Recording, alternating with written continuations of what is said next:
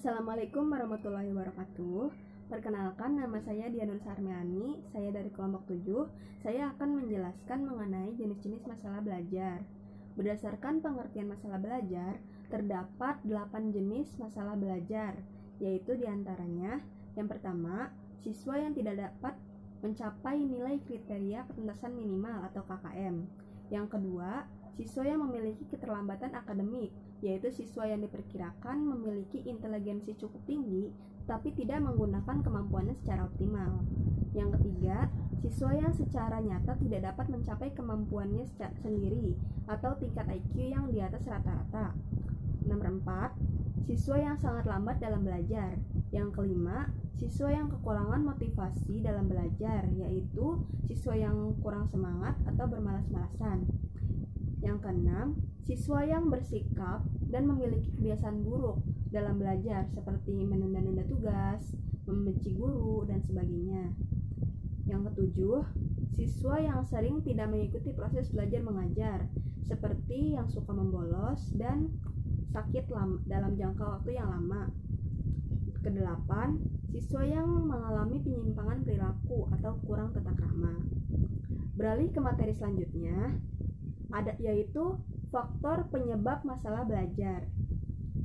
Ada hal-hal yang mempengaruhi keberhasilan suatu proses belajar, yaitu dari faktor internal kemampuan belajar siswa.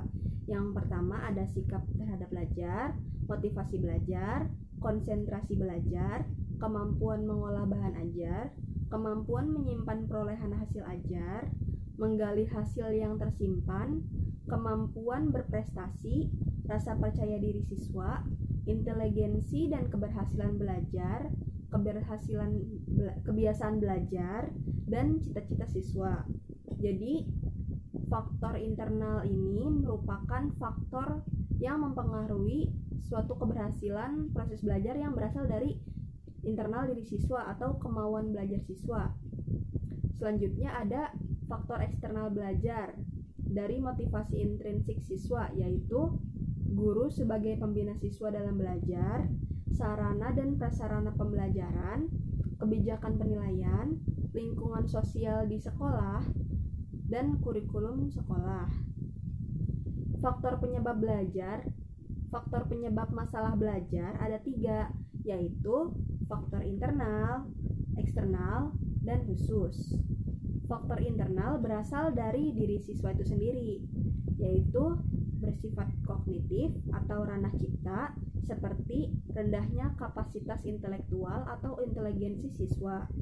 Yang kedua, bersifat afektif atau ranah rasa, seperti labilnya emosi dan sikap. Yang ketiga, bersifat psikomotor atau ranah karsa, seperti terganggunya alat-alat indera penglihatan dan pendengaran, mata dan telinga. Faktor eksternal berasal dari luar diri siswa, yaitu lingkungan keluarga, contohnya hubungan kedua orang tua yang tidak harmonis, ekonomi keluarga rendah.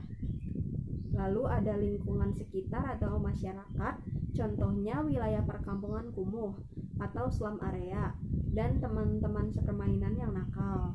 Yang selanjutnya ada lingkungan sekolah, contohnya kondisi dan letak gedung sekolah buruk, misalnya dekat pasar, terus kondisi guru dan alat-alat pendukung sarana belajar berkualitas rendah. Faktor khusus adalah sindrom psikologis berupa ketidakmampuan belajar. Sindrom psikologis itu diantaranya ada 3. Yang pertama ada disleksia, yakni ketidakmampuan belajar membaca, disgrafia, yakni ketidakmampuan belajar menulis, dan terakhir diskalkulia, yaitu ketidakmampuan belajar matematika. Biasanya, anak ini memiliki IQ yang tinggi. Keadaan seperti ini bisa terjadi dipengaruhi oleh gangguan ringan pada otak.